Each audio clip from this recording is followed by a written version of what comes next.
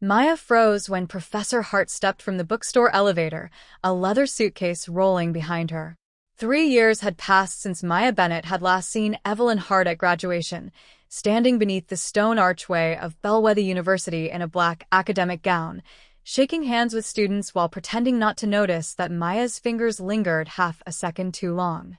Now Evelyn stood 10 feet away under the warm amber lights of Whitmore Books, wearing a charcoal coat over a cream sweater, her dark hair tucked loosely behind one ear. The elevator doors whispered shut behind her. Somewhere near the cafe counter, milk hissed beneath a steam wand, and the smell of espresso mixed with old paper and polished wood. Maya tightened her grip around the paperback she had been shelving. "Maya?" Evelyn said.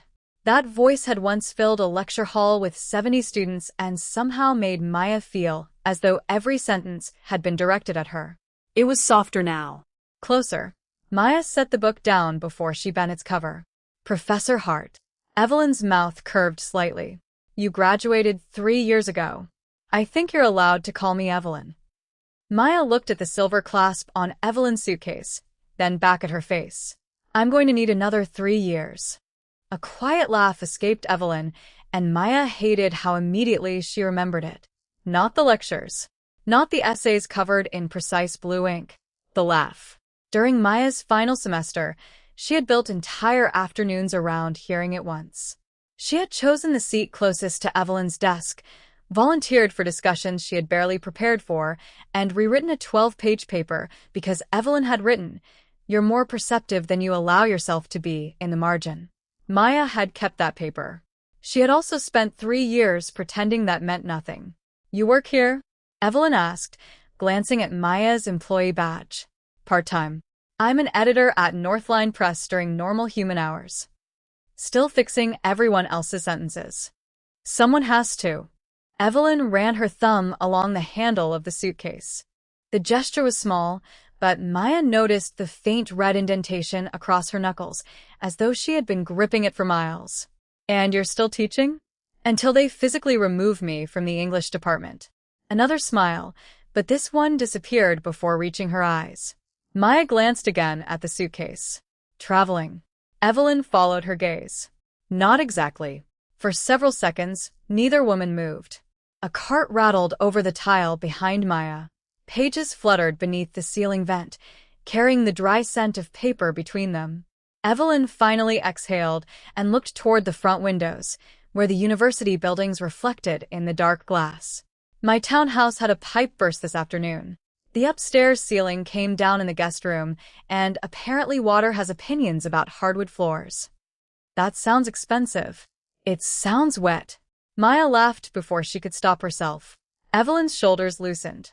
For one strange moment, Professor Hart vanished, and Maya saw only Evelyn, tired, stranded, standing beside a suitcase in a bookstore at 8:45 on a Thursday night. "Where are you staying?" Maya asked. Evelyn lifted her phone. "That is becoming an increasingly complicated question. There's a conference on campus. Every hotel within 5 miles is booked." Maya's pulse gave one hard beat. The obvious response was sympathy. Maybe recommend a hotel near the interstate. Maybe offer to call someone. Instead, words began forming that Maya absolutely should not say. Evelyn looked at her. "I'm sure I'll figure something out." Maya heard herself answer before caution could catch up. "You could stay with me." Evelyn went completely still. The cafe grinder roared behind them, then stopped, leaving the space suddenly quiet. Maya could hear the soft squeak of Evelyn's fingers tightening around the suitcase handle. "Maya," Evelyn said carefully. "Are you sure?" Maya looked at the woman she had once spent an entire semester trying not to fall in love with, then at the suitcase already waiting between them like a decision neither of them understood yet. "No," she said. "But the offer stands." Maya expected Evelyn to refuse, but 20 minutes later they were crossing the bookstore parking lot with the suitcase, bumping over painted lines behind them. The night air had turned sharp enough to sting Maya's cheeks, and the yellow glow from the storefront reflected across the damp pavement in long broken streaks. Evelyn's suitcase, wheels clicked against every crack. "You still have time to change your mind," Evelyn said as Maya unlocked her car. Maya opened the trunk. About helping you, or about voluntarily living with a professor who once gave me a B+? Evelyn lifted one eyebrow. That paper deserved a B+. I knew inviting you home was a mistake. Evelyn laughed, and the sound followed Maya into the driver's seat. The car smelled faintly of peppermint gum, and the cedar air freshener clipped to the vent. Evelyn settled beside her, careful with her coat, her knees angled toward the dashboard. For the first few blocks, neither woman spoke. The heater hummed. Tires whispered over wet asphalt.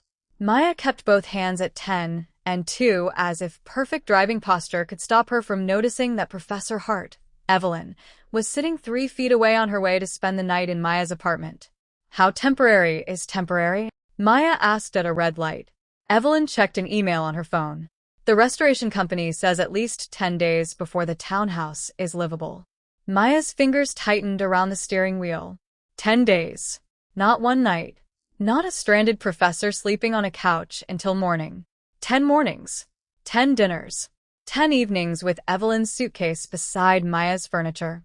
The light turned green. Maya drove. Her apartment occupied the 3rd floor of a renovated brick building 3 blocks from downtown, above a bakery that made the hallway smell like cinnamon before sunrise. The stairwell was narrow, with cool iron railings and old wooden steps polished smooth by decades of shoes. Evelyn stopped halfway up and looked at the suitcase. I may have packed as if civilization ended at my front door. Give me that. Maya reached down before Evelyn could protest, grabbed the side handle, and hauled the suitcase up the last flight. By the time they reached apartment 3B, Maya's palms burned against the leather, and Evelyn was trying not to smile. Not a word, Maya said. I said nothing. Your face did. Inside, Maya flicked on a brass floor lamp. Warm light spread over shelves crowded with novels, a faded blue sofa, and a narrow dining table covered with manuscript pages. The radiator ticked beneath the window. Somewhere downstairs, a mixer thumped softly through the floorboards from the bakery kitchen. Evelyn stepped inside and paused. This looks exactly like you. Maya set the suitcase down. I don't know whether that's flattering. Books stacked where furniture should be, 3 coffee mugs within 5 feet of the couch, and absolutely no decorative pillows. Evelyn touched the spine of a novel on the shelf. It's extremely flattering. Maya turned away too quickly and opened the small linen closet. You can take my bedroom. Evelyn's hand stopped on the book. No, the couch is terrible. Then I'll suffer nobly. You're my guest. And you have work tomorrow. Evelyn walked to the sofa and pressed one palm against the cushion as if conducting an inspection. The old springs squeaked beneath her hand. This is survivable. Maya folded her arms. Barely. Evelyn looked toward the short hallway leading to Maya's bedroom. Do you have a guest room? Maya stared at her. Do I look like someone who can afford a guest room 3 blocks from downtown? Fair point. Maya pulled a folded blanket from the closet. The wool scratched against her wrists as she shook it open, carrying the clean smell of laundry detergent into the room. She placed it on the sofa, then added a pillow. Evelyn removed her coat and draped it over a chair. Without the structured wool around her shoulders, she looked less like the Professor Maya remembered and more like someone who had arrived somewhere unexpected and was trying to decide how much space she was allowed to occupy. Maya, Evelyn said, quieter now. I can still find somewhere else tomorrow. Maya glanced at the suitcase by the door, then at the pillow she had just placed on the couch. Part of her wanted to agree. Distance had always been the safest thing about Evelyn Hart. 40 feet across a lecture hall. A desk between them during office hours. 3 years of silence after graduation. Maya picked up Evelyn's suitcase instead. No, Evelyn Blinet. Maya carried it down the hallway and set it beside her bedroom door. If you're going to stay here for 10 days, we're not pretending you're an inconvenience every morning. What are you doing? Changing the arrangement. Maya returned to the living room, pulled the blanket off the sofa, and dropped it over one arm. You take the bedroom tonight. Tomorrow, we figure out something fair. Evelyn studied her for a long moment. You're very different from the student I remember. Maya switched off the brighter ceiling light, leaving only the amber lamp between them. Good, she said. Because you're not my professor here. By 6:30 the next morning, Maya's former professor was barefoot in her kitchen, making coffee like she had always lived there. Maya stopped at the end of the hallway, one hand still tangled in her hair. Pale morning light filtered through the blinds, striping the hardwood floor and catching steam above the chipped blue mug in Evelyn's hand. The radiator clicked steadily beneath the window, while downstairs the bakery oven sent the smell of cinnamon and warm butter through the floorboards. Evelyn wore dark slacks and a soft gray sweater, but without shoes, a lectern, or 70 students facing her, something about her seemed fundamentally altered. "Good morning," Evelyn said. Maya glanced at the coffee maker. "Did you reorganize my kitchen?" "I relocated the coffee filters 6 inches. That's how it starts." Evelyn handed her a mug. Their fingers met briefly around the warm ceramic, and Maya almost released it. Instead, she wrapped both hands around the cup. "You remembered," Maya said after tasting it. "Remembered what?" "1 sugar. No milk." Evelyn opened the refrigerator. "You drank coffee during every 8 a.m. seminar?" "You had 70 students." 68. Maya stared at her. Evelyn reached for the eggs as though correcting enrollment numbers 3 years later was perfectly ordinary. "Sit down. I'm making breakfast. In my kitchen? You carried a suitcase up 3 flights for me. I can operate a skillet." The butter crackled when Evelyn dropped it into the pan. Maya sat at the narrow table, watching the woman who had once discussed Virginia Woolf beneath fluorescent classroom lights stand beside her stove with a wooden spatula in hand. It was ridiculous how quickly the apartment changed around another person. Evelyn's coat occupied 1 chair. Her phone charged beside Maya's manuscript pages. A pair of black heels waited neatly near the door beside Maya's sneakers. Temporary things, Maya reminded herself. 10 days. Evelyn slid scrambled eggs onto 2 plates. "Your turn tomorrow." That sounded suspiciously like a roommate rule. Would that be terrible? Maya looked up. Evelyn was already eating. "Ask me on day 9. By the 3rd morning, the apartment had developed a rhythm neither woman acknowledged. Evelyn left for Bellwether at 7:40 with a travel mug Maya had found in the back of a cabinet. Maya returned from Northline around 6 and found Evelyn grading papers at the dining table, red pen moving beneath the brass lamp while jazz played quietly from Maya's speaker. They stopped negotiating dinner and simply began making it together. On Saturday afternoon, the rhythm broke. Maya came through the apartment door carrying 2 grocery bags and found Evelyn dragging the dining table sideways across the floor. Wood scraped loudly against hardwood. "What are you doing?" Evelyn pushed a strand of hair from her face. "Solving the couch problem." She pointed toward a compact folding cot propped against the wall. "I bought it this morning." Maya set the bags down. "You bought furniture for my apartment?" "Furniture is generous. It has the structural confidence of an ironing board." Maya laughed and grabbed the opposite end. "Move."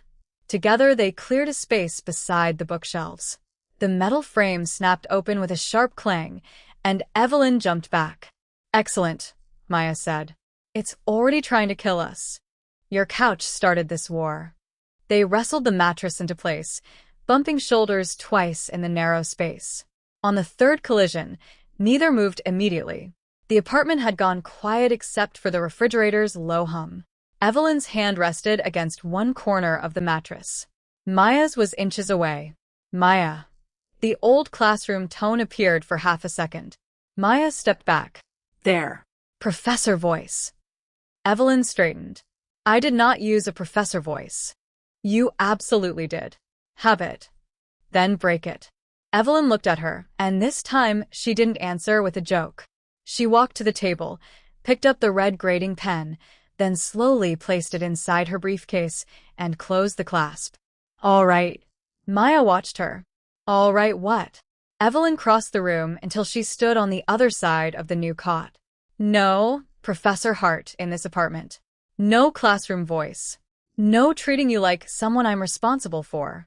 Maya's throat moved before any words came. Evelyn held out her hand across the narrow mattress, formal enough to be funny and strangely serious at the same time. "Roommates." Maya looked at the hand that had once returned her essays covered in blue ink. Then she took it. Evelyn's palm was warm from moving furniture. Roommates. Evelyn released her, but not before Maya noticed that she had hesitated too. Then Evelyn glanced toward the grocery bags. What did you buy? Dinner. Good. Because your roommate is starving. Maya turned toward the kitchen, hiding a smile as Evelyn followed. 3 years ago, she had wanted desperately to know the woman beyond the classroom door. Now that woman was walking barefoot across Maya's floor, opening her cabinets without asking, and Maya made a decision that changed the rules completely. For the remaining 7 days, she would stop trying to survive living with Professor Hart and start learning who Evelyn really was. On Sunday night, Evelyn reached across the dinner table and quoted a sentence Maya had written when she was 23. The fork in Maya's hand stopped halfway to her plate. Warm light from the brass lamp pooled over 2 bowls of pasta, and garlic still hung in the apartment from the sauce Evelyn had nearly burned. Outside, tires whispered over the street 3 floors below. Say that again. Evelyn lowered her water glass.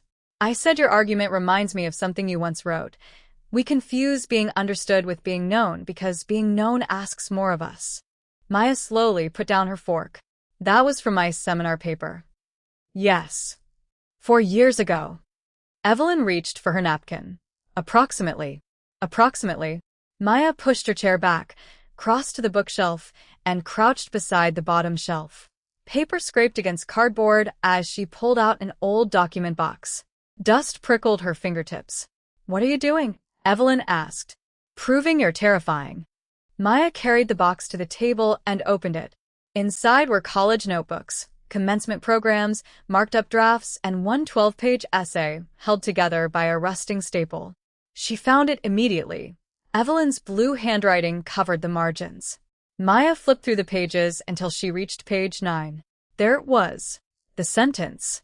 Beside it, Evelyn had written only 3 words. Go further here. Maya turned the paper around. You remembered this? Evelyn looked at the page without touching it. Apparently, you taught hundreds of students. Yes. So, quote something from another student. Evelyn gave her a dry look. That would be an alarming breach of privacy. Maya laughed once, but Evelyn didn't. The radiator clicked. The refrigerator motor kicked on with a low vibration. Suddenly the table between them felt much smaller than it had during dinner. Maya sat again. Why that sentence? Evelyn traced one finger along the condensation on her glass. Because you spent the entire paper arguing against your own conclusion. That sounds like something a professor would say. Former professor. Evelyn's eyes lifted. And you wanted someone to challenge you. Maya's thumb rubbed over the rough edge of the old paper. You wrote that too. I remember. Of course you do. Maya gathered the pages, but one slipped from her hand and fluttered beneath the table. Both women bent down at once. Their heads nearly collided. Maya jerked back, knocking her knee against the underside of the table with a dull thud. Ow. Evelyn caught the falling glass before it tipped. Careful. You're telling me to be careful after attacking me with literary archaeology? I quoted one sentence. From 4 years ago. Evelyn handed her the fallen page. Their fingers closed around opposite edges. Neither released it. Maya could smell Evelyn's coffee from earlier, dark and slightly bitter, mixed with the clean citrus scent of dish soap on her hands. Evelyn finally let go. Maya stood and carried the essay toward the bookshelf, but instead of returning it to the box, she stopped beside the lamp. You know what I remembered about you? Evelyn's chair shifted softly behind her. I'm almost afraid to ask. You always took off your watch before discussing a book you actually loved. Silence. Maya turned. Evelyn looked down at her left wrist. A slim silver watch was fastened there now. I did not. Every time. Why would I do that? I never figured it out. Maya leaned against the shelf. But when you taught Beloved, you put it beside your notes. The same with Mrs. Dalloway. Anything you cared about enough to forget the clock. Evelyn stared at her for a moment, then unclasped the watch. The tiny metal buckle made a soft click. She placed it beside her plate. Maybe, Evelyn said, we both noticed more than we were supposed to.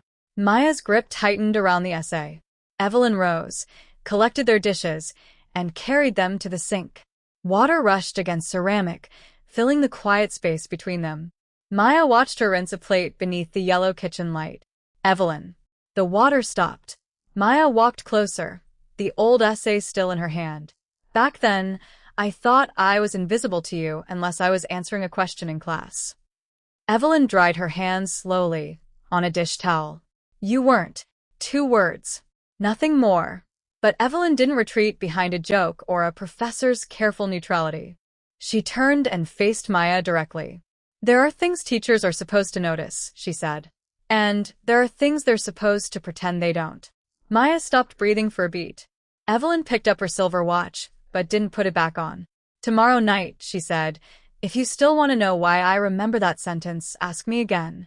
At 7:16 Monday evening, every light in Maya's apartment went out while Evelyn was halfway through opening a bottle of sparkling water. The refrigerator stopped humming, the brass lamp vanished, and the kitchen dropped into darkness, so complete that Maya heard Evelyn's hand brush across the counter before she saw the blue-white glow of her phone. Don't move, Maya said. I know this apartment better than you do. An impressive advantage after 4 days of cohabitation. 5. The word escaped Maya too quickly. Evelyn's phone light tilted toward her. You're counting? Maya opened a drawer and found 2 candles beside a box of matches. I'm an editor. Numbers are occasionally involved. A match scratched against cardboard. Sulfur flashed sharp in the air, then 2 small flames softened the kitchen into amber shadows. Rain tapped against the windows, and without the radiator running, cool air began settling across the hardwood. Evelyn placed her silver watch beside the fruit bowl. Maya noticed. She said nothing. They abandoned the uncooked dinner and carried cheese, crackers, apples, and 2 glasses of water to the floor beside the coffee table. Candlelight moved across Evelyn's face whenever a car passed outside, briefly painting the ceiling with reflected headlights. You told me to ask again, Maya said. Evelyn broke a cracker cleanly in half. I did. Why did you remember my sentence? Evelyn looked toward the dark window. Because I disagreed with it. That's disappointingly academic. I disagreed because I thought you already knew exactly what being seen could cost. Maya set down her glass. You got all that from an essay? Not only the essay. There it was again, that careful line Evelyn kept approaching and refusing to cross. Maya pulled one knee toward her chest. The woven rug scratched lightly beneath her heel. Then stop answering like you're still grading me. Evelyn's eyes returned to hers. Maya continued before caution arrived. I had a crush on you. The rain seemed louder immediately afterward. Evelyn didn't move. A ridiculous one, Maya added. The kind where I knew which lectures made you forget to check the clock. I volunteered for discussions because you'd look at me when I spoke. I spent 40 minutes choosing a sweater for office hours once, then asked you about narrative perspective because I panicked. Evelyn lowered her cracker to the plate. The green sweater. Maya stared at her. You remember the sweater? That isn't the important part. It feels fairly important from where I'm sitting. Evelyn rubbed her thumb once across the rim of her glass. Maya, you were my student. I know. And I was responsible for making sure that whatever you felt never became something you had to manage inside a relationship where I had authority over you. Maya's shoulders eased slightly. That answer was so unmistakably Evelyn that she almost smiled. So, you noticed. Evelyn's gaze held hers. Yes. How much? A car moved along the street below, tires hissing through standing water. Lights swept across the room and disappeared. Evelyn leaned back against the sofa. You stayed after class when you didn't need help. You remembered every book I mentioned casually. You stopped calling me Professor Hart whenever you were irritated with me, then apologized afterward. Maya covered her face with one hand. Please stop. You ask. I withdraw the question. A quiet laugh came from Evelyn, but Maya dropped her hand and didn't let the moment escape. Why didn't you ever say anything? Evelyn's expression changed. Because saying something would have made your feelings my responsibility in the wrong way. And after graduation? The candle between them sputtered. Evelyn reached forward and shielded the flame with her palm until it steadied. Maya watched the warm light tremble between Evelyn's fingers. After graduation, Evelyn said, distance had become a habit. Maya looked at the suitcase still standing near her bedroom door. 5 days ago, distance had meant 3 years without contact. Now Evelyn's coffee mug sat beside hers in the sink. Her coat hung beside Maya's jacket. Her watch rested on Maya's kitchen counter.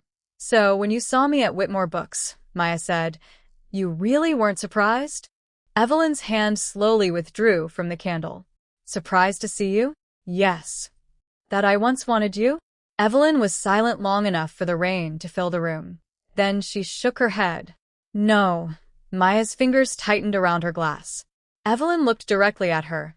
No lectern between them, no office desk, no university rules left to hide behind. "I knew, Maya." The lights came back at 8:03, but neither Maya nor Evelyn moved to turn off the candles. The refrigerator shuddered awake, the radiator began ticking beneath the window, and warm electricity returned to the apartment in small mechanical sounds. Evelyn remained on the floor beside the coffee table, her silver watch untouched on the kitchen counter. Maya studied the candle wax hardening along the glass holder. "You knew," she repeated. "Yes. And after I graduated, you still never contacted me." Evelyn stood, gathered their empty glasses, and carried them into the kitchen. Ceramic clicked against the sink. "I wrote to you." Maya rose. What? Evelyn turned off the faucet. "I never sent anything." "That's not the same thing." "I know." Maya followed her into the kitchen, where the overhead light suddenly seemed too bright after an hour of candlelight. Evelyn braced both hands against the counter. "The first message was after your graduation ceremony. I deleted it." "What did it say?" "Congratulations. That I hoped Northline would be lucky enough to hire you someday." "They did." "I noticed." Maya's eyes narrowed. "You noticed?" Evelyn gave a small, defeated shake of her head. "Your name appeared on their website after you joined the editorial staff." "I saw it." Maya folded her arms. "And the other messages?" Evelyn's fingers pressed into the cool stone countertop. "One when your first edited novel made their annual list. One on your birthday the year after graduation." "How did you know my birthday?" "Faculty records." "That is alarmingly professor-like." "Which is exactly why I deleted it." Maya almost laughed, but the sound never arrived. "Why, Evelyn?" Evelyn reached for her watch, then stopped before touching it. "Because graduation changes a university relationship administratively. It doesn't magically erase the influence someone may still carry." She faced Maya fully. "You had spent years seeing me as the person at the front of the room. I graded you. I wrote recommendations. My opinion mattered to your academic future. If I contacted you immediately afterward because I suspected you had feelings for me, I would have been asking you to figure out whether you wanted Evelyn or whether you were still responding to Professor Hart." Maya's arms slowly dropped. "So you decided for both of us." "I decided not to exploit uncertainty. For 3 years. Distance became easier. For you, maybe." The words landed harder than Maya intended. Evelyn's jaw tightened. Maya walked past her, picked up the old seminar essay from the dining table, and held it between them. The paper felt dry and rough beneath her fingertips. "You remembered this sentence for 4 years. You remembered my coffee, my green sweater. You checked where I worked. You wrote messages you never sent." Evelyn said nothing. Maya lowered the essay. Was all of that just professional concern? A delivery truck rumbled along the street below, briefly vibrating the window glass. Evelyn looked toward the dark pane, then back at Maya. "No," the single word changed the room. Maya remained still. Evelyn drew in a measured breath. "That is why I kept the boundary where it belonged. Back then." "Yes. What about now?" Evelyn looked at the suitcase near Maya's bedroom door, then at the folding cot beside the bookshelves. "Now I'm living in your apartment because a pipe destroyed part of my townhouse. You offered me somewhere safe to stay. I refuse to turn your kindness into pressure." Maya stepped closer, leaving several feet between them. "You keep talking about what you refuse to do. I'm asking what you feel." Evelyn's hand curled around the back of a dining chair. "Maya." No professor voice. Evelyn closed her eyes briefly. When she opened them, the practiced composure was gone from her face. "After you graduated, I wanted to know you without the classroom between us. Maya didn't move. I wanted to send those messages, Evelyn continued. I wanted to ask whether you were happy. And every time I nearly did, I remembered how easily my attention could still mean more to you than someone else's. It did mean more. Exactly. You're missing the point. Maya crossed to the front door, took Evelyn's coat from the hook, and moved it to the empty hook beside her own jacket. Then she carried Evelyn's briefcase from beside the suitcase and set it beneath the dining table, where Maya kept her work bag. Small actions. Ordinary ones. But when she turned around, Evelyn was watching every movement. You don't get to protect the 23-year-old version of me forever, Maya said. She isn't standing here. Evelyn's fingers loosened from the chair. Maya pointed between them. I'm 27. I have my own career, my own apartment, and absolutely no grade you can change. Evelyn's mouth almost curved. Maya stepped back. So while you're living here, I'm making one rule. You're making rules now? Yes. Maya picked up the silver watch and placed it gently in Evelyn's palm. Stop deciding what I'm allowed to feel, because you used to be my professor. Evelyn closed her fingers around the watch. For several seconds, only the radiator answered. Then she nodded once. All right. Maya turned toward the hallway. Behind her, Evelyn spoke again. But then the same rule applies to me. Maya stopped. Evelyn set the watch back on the counter. If we're going to be honest about what you feel, she said quietly, you don't get to pretend I'm the only one who has something to admit. The next evening, Maya came home to find Evelyn standing on a chair with both hands inside the smoke detector. The hallway smelled faintly of burnt toast. The detector chirped every 30 seconds, and the last orange light of sunset cut across the apartment floor. Should I be concerned? Maya dropped her work bag beside Evelyn's briefcase. Your smoke detector has declared war. It does that when the battery gets low. I gathered. Maya steadied the chair while Evelyn twisted the plastic cover loose. You know, most roommates start with taking out the trash. I'm an overachiever. The cover came free. Evelyn looked down, and for one suspended second Maya forgot about the chirping detector. Evelyn's hand rested on Maya's shoulder for balance. Maya's fingers were wrapped around Evelyn's wrist. Neither woman moved. The apartment seemed to contract around them. The refrigerator humming behind Maya, cinnamon drifting up from the bakery, Evelyn's sweater warm beneath Maya's fingertips.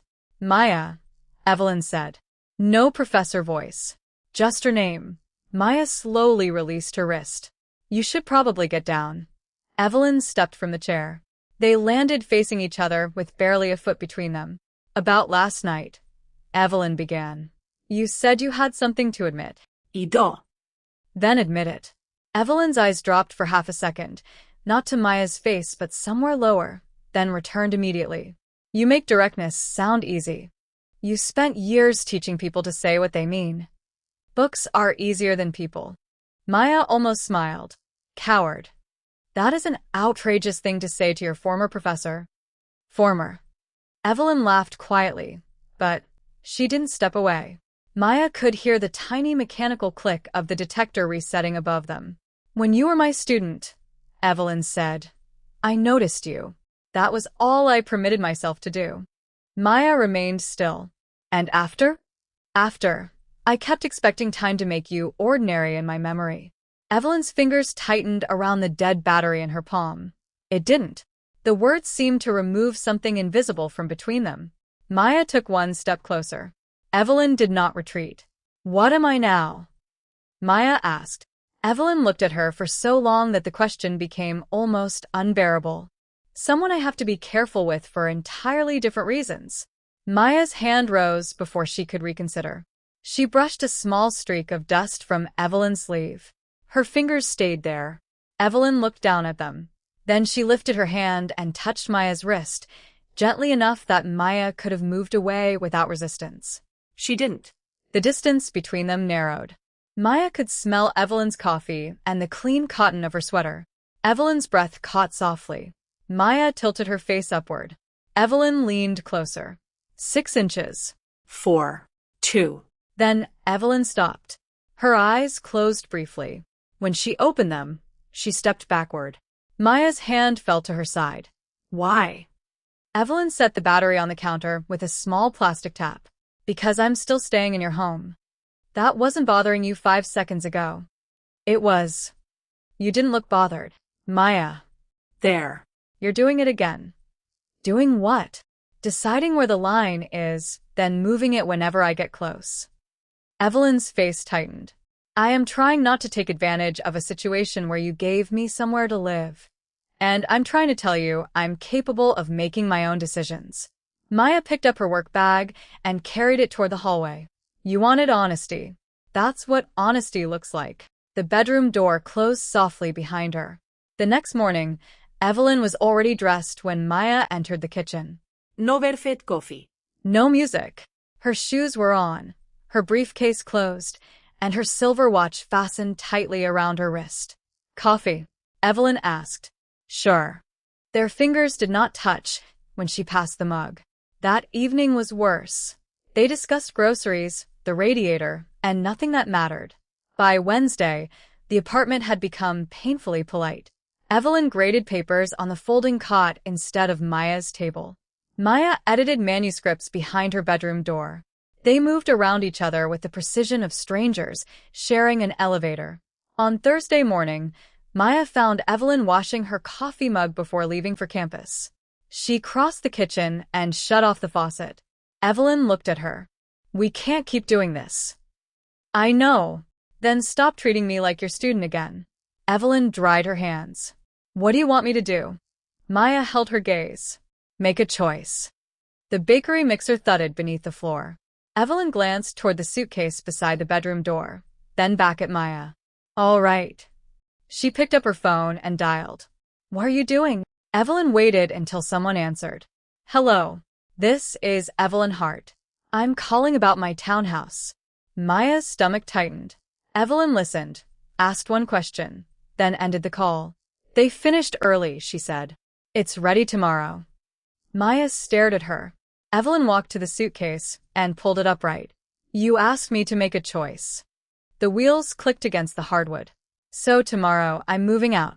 By Friday evening, Evelyn's suitcase was zipped beside the front door, and the apartment already looked wrong without her things in it. The folding cot had been collapsed against the bookshelf. Her grading papers were gone from the dining table. Even the extra coffee mug had disappeared from beside the sink. Late sunlight burned copper through the blinds, and downstairs the bakery's mixer thudded beneath the floor while cinnamon and yeast warmed the air.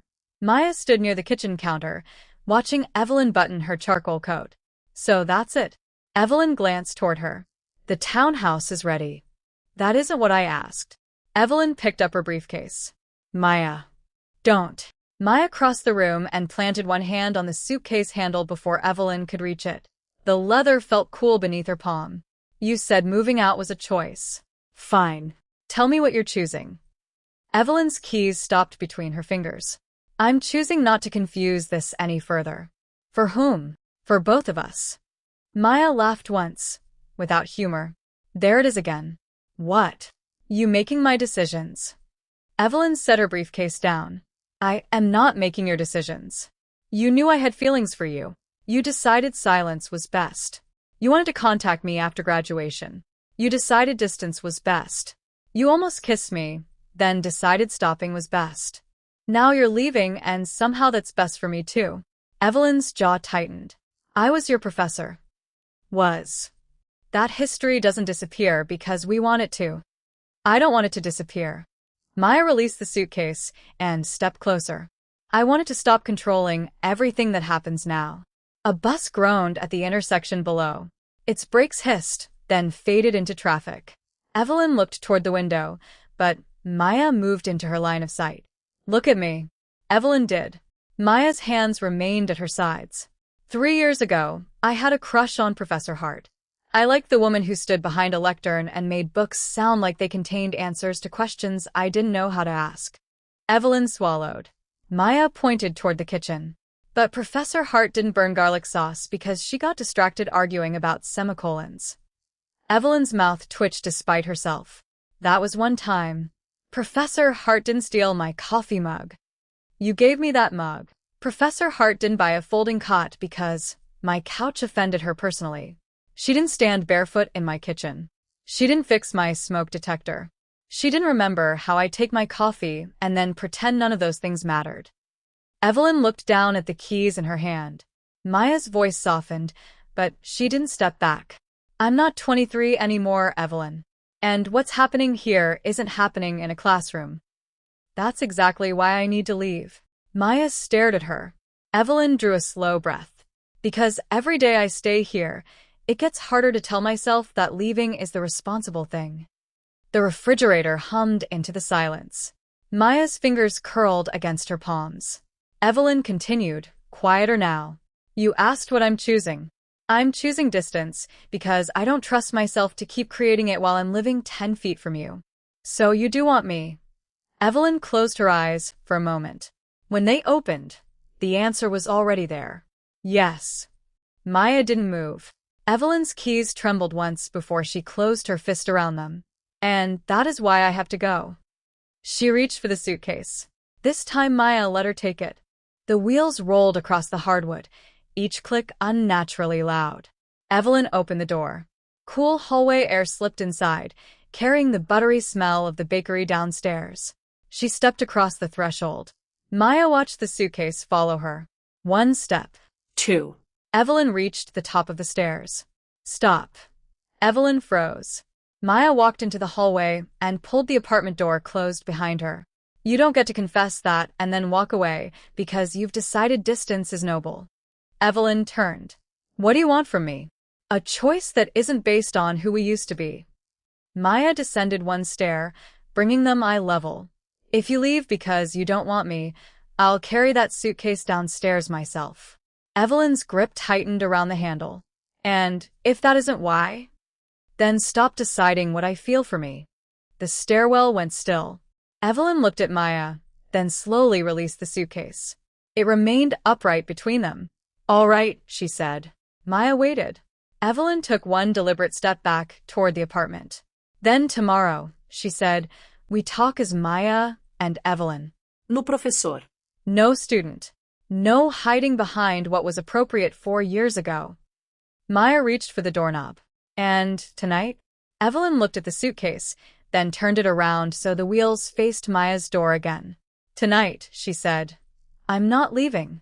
Saturday morning arrived with Evelyn's suitcase still standing beside Maya's bedroom door. Sunlight spilled through the blinds in pale gold bands, warming the hardwood, while the bakery downstairs sent up the smell of cinnamon rolls and fresh coffee. Maya found Evelyn at the dining table with 2 mugs between them, her silver watch placed beside her phone instead of fastened around her wrist. You took it off, Maya said. Evelyn glanced at the watch. I thought this conversation deserved enough time. Maya sat opposite her. For once, there were no student essays, no manuscript pages, no academic titles to hide behind. Evelyn wrapped both hands around her mug. My townhouse is repaired. I can leave today. So whatever happens next doesn't depend on needing your apartment. Maya nodded. Good. Evelyn's eyebrows lifted. Good. Because now I know you're here, because you chose to be. The refrigerator hummed softly behind them. A delivery truck rattled through the alley, then faded away. Maya leaned forward. 4 years ago, I wanted Professor Hart. I wanted your attention because you seemed brilliant and impossible and completely out of reach. Evelyn looked down at her coffee. Maya, let me finish. Evelyn nodded. Maya pointed toward the folding cot leaning against the bookshelf. That woman never existed outside my imagination. She didn't argue with smoke detectors. She didn't nearly destroy dinner. She didn't buy terrible furniture. The cot is perfectly adequate. It sounds like collapsing scaffolding. Evelyn laughed, and Maya waited until the sound faded. That's who I know now, Maya said. Evelyn. The woman who remembers 1 sugar in my coffee. The woman who tries so hard to do the right thing that sometimes she forgets other people get a vote. Evelyn's fingers tightened around the mug. And that woman wants you. Silence settled between them. Maya's breathing stopped for 1 beat. Evelyn continued. Not as a former student. Not because you once admired me. I want the woman who challenged me in her own kitchen and told me I wasn't allowed to make her choices anymore. Maya stood. The chair legs whispered across the floor. She walked around the table and stopped in front of Evelyn. Then don't. Evelyn rose too. They were close now, but neither moved the final inches. May I kiss you? Evelyn asked. Maya smiled. See? You can learn. Evelyn laughed once, and Maya answered. Yes. The kiss was brief and gentle, more promise than spectacle. When they separated, Evelyn rested her forehead lightly against Maya's for a moment before stepping back. Maya reached for the suitcase. Evelyn blinked. What are you doing? You're moving out. Evelyn's face changed. Maya laughed. Relax. Your townhouse is ready, and we said we weren't turning an emergency living arrangement into something complicated. She rolled the suitcase toward the door. Go home. Unpack. Then come back tonight because you want to. Evelyn studied her, then smiled slowly. Dinner? 7. Is this a date? Maya opened the door. Professor Hart, are you asking me out? Evelyn pointed at her. That name is banned in this apartment. Then Evelyn can pick me up at 7. She did. Their first date was at a small Italian restaurant downtown where candlelight reflected from wine glasses and garlic bread warmed the air. There were no lectures, no grades, no careful references to the past. Evelyn asked about Maya's editing projects. Maya teased Evelyn about her inability to stop correcting restaurant menus. When Evelyn walked Maya home, they stood beneath the amber hallway light until Maya reached for her hand first. 3 months later, the folding cot was gone. So was the suitcase by the door.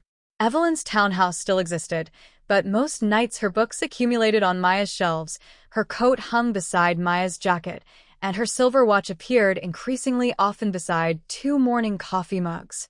One Saturday, Maya returned from Whitmore Books carrying groceries and found Evelyn kneeling beside the bottom bookshelf. She was holding Maya's old seminar essay. Still keeping evidence against me? Evelyn asked.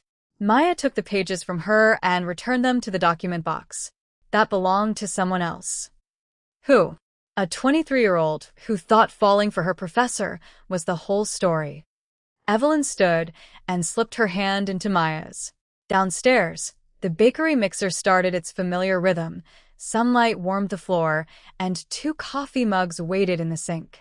Maya looked around at the apartment that had once seemed barely large enough for herself and now carried traces of Evelyn everywhere. Her old crush had begun across a lecture hall, but their love began only when the professor disappeared and Evelyn finally came home.